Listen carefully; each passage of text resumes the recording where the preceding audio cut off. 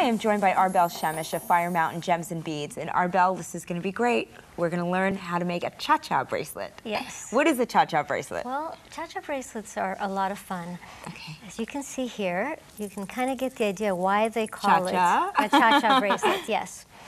And what I'm going to teach you is how to do it with a couple of easy techniques. Okay, now first of all, how do you put it together? Like, what is the base that you use to make a cha-cha bracelet?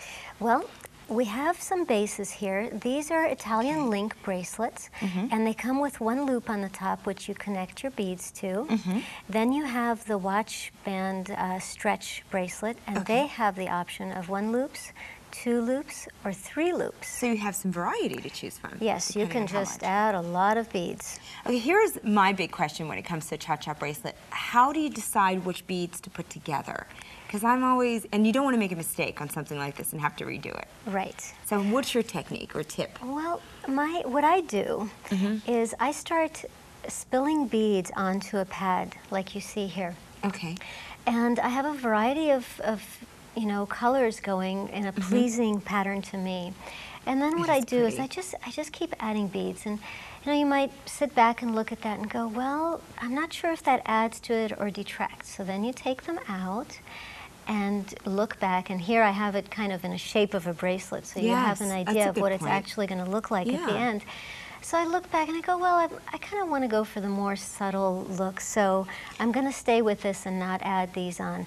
And that's how I do it. So it's more of a planned random look. Exactly, exactly. Coordinated that's it. random look. Yes. Okay, here's the big question. How do you start attaching these to the bracelet? So once you've selected which size, and you're using a triple one today? Right, I'm going to show you how to make a triple one, because I figure once you've done that, then the you single can do one is a snap. Right, exactly.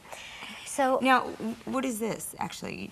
This is a little display pillow, and you can use basically anything to hold the bracelet, but the reason I have it on a display pillow is because I want both my hands free. Oh, that's a really good idea, because especially with something like this, you're doing very intricate work. Exactly. Okay, good. So what I do is I use something round, in this case just another cha-cha bracelet, to brace my pillow on. Okay. And for this looping technique, I have the bead on a head pin with a ball on the end. Okay. And you can see on this bracelet the ball glints on the end, and it just adds gives it a to really the design. nice look. Yes. Exactly. So here I've made a little hook shape on the end, and what I'm going to do is hook it into the left loop here. Okay. And now the reason that I started on the left-hand side is because I'm right-handed. So I'm left-handed, so it may be easier for me to start on the other side. Right, so if you're left-handed, then you're going to start on the right side and work back this way. Okay. The reason for that is because if I started with my right hand on the right side, the next loop I put on, I'm going to be climbing over the bead that I just put on, which is uncomfortable. Right. So now that I have my little hook through, what I do is I grab onto the end of the wire and I start twisting. Now here I've made a full loop, and a lot of people will stop here. But what I'm going to do to make the loop super secure is keep going a little bit like this, and once the 2 ends of the wire connect, I switch my pliers over to the other side like so, and just keep looping. And I make sure as I'm looping that the end of the wire went into my cha-cha bracelet loop as well. And just keep going until the loop is closed. Now what I've made here is a split ring, or if you get a keychain, then you have a ring like this, and it's very strong, it never falls off. Now, does the weight of the head pin make a difference? The weight of it? Yes. Is there a particular, do you need to make it lighter or heavier? Well, they do come in different weights. I can use a fairly thin one here, and the reason for that is I'm making this very secure loop. Yeah, and you want to make sure. Right, so it's not falling off. I also use a 1-inch head pin for this project, but they come in longer loops, in longer lengths as well. Okay. So now, that was great. Can you show it to me again, just on the outside here, how you actually do that? Because I think that's so interesting. Yes. And that's the part that I think everyone, once you get this down, you can go from there. It's really a fun loop. So I'm going to move this aside. Okay. What I do is I grab onto it and make a complete loop, like you've probably, most people that have made jewelry have made this loop. Now I just keep going a little bit further.